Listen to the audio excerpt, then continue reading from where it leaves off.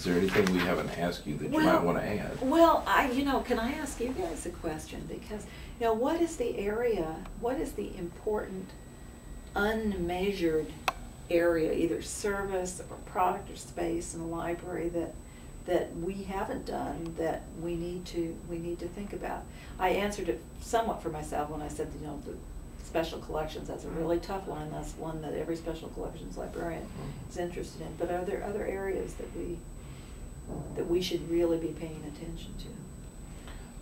I think for us, we're assessing in a very critical way right now the use of space and what we're putting in that space. What would be better served in terms of an enhanced mission by the use of that space? Do we really need to have all of these ranges of journals available if no one is actually accessing them except in a very episodic manner? We had a study that was done and they found out our print collection was heavily used, but what parts of it weren't being heavily used? That was another thing. So we really are assessing space. I think that's an interesting thing. Right. We're also planning an information commons because I think that is a key to doing what you've talked about so many in so many ways of building that community within the library. We've been doing things like that for a number of years. I think we also need to know how to value and get more. In doing research instruction, you sometimes wonder, okay, I'm delivering this 30-minute presentation, I'm delivering this library tour. I don't know how to measure the value of what's happening as a result of that library tour, as a result of my interactions with these students. No matter how successful I think they might have been.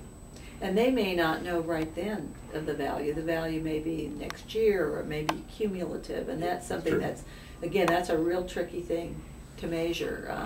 What I really love to do is follow students through their career, starting at the beginning, and kind of, I'm not sure that many students would want to be followed. There'd be somewhat of a Hawthorne effect too, because those ones that are getting special attention are certainly going to feel better. But it's all of those kinds of things are difficult, but I can see that's important.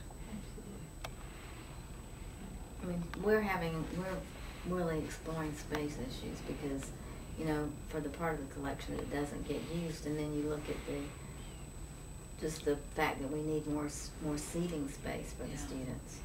And if you move that to remote storage, then it really doesn't get used. So, and we're looking at sort of making our shelves all compact.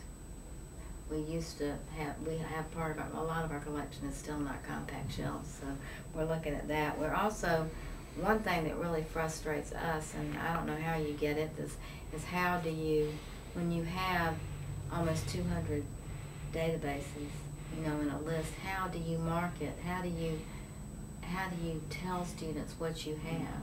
I mean, how, in a way that they'll use it? I mean, how do you let them know what you have? And that's a big area that we're always struggling with.